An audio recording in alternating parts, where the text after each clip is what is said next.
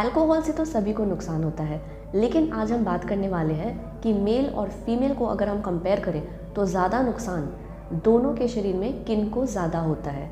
सबसे पहले तो हम ये जानते हैं कि जब हम अल्कोहल कंज्यूम करते हैं तो उसे ब्रेक डाउन करने के लिए कौन से एंजाइम्स रिस्पॉन्सिबल होते हैं। पहला जो एंजाइम है that is alcohol dehydrogenase and दूसरा इज़ एल्डिहाइड डिहाइड्रोजिनेज।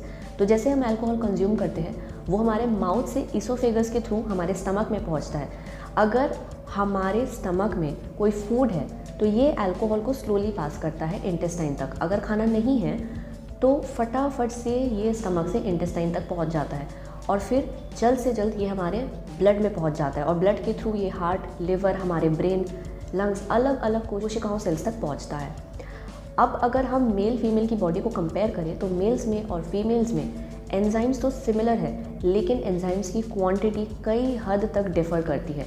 यानी कि मेल्स के शरीर में ये दोनों enzymes alcohol dehydrogenase, aldehyde dehydrogenase ये काफ़ी अच्छे मात्रा में लिवर में और कुछ मात्रा में स्टमक में प्रेजेंट होता है। लेकिन अगर हम फीमेल्स को कंपेयर करें तो फीमेल्स के स्टमक में ये हार्मोन्स एब्सेंट होता है और लिवर में इसकी क्वांटिटी काफ़ी कम होती है।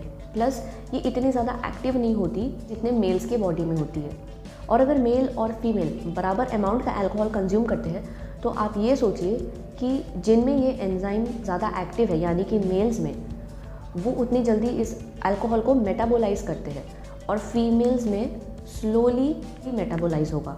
अगर हम कंपैरिजन करें मेल फीमेल के बीच में, अगर दोनों ही बराबर क्वांटिटी ऑफ अल्कोहल कंज्यूम करते हैं तो हमने ये देखा है कि स्टमक में ADH की प्रेजेंस यानी कि अल्कोहल डिहाइड्रोजिनेज की प्रेजेंस मेल्स में ज़्यादा होती है और ये अल्कोहल के एब्जॉर्प्शन को 30% तक रिड्यूस करता है।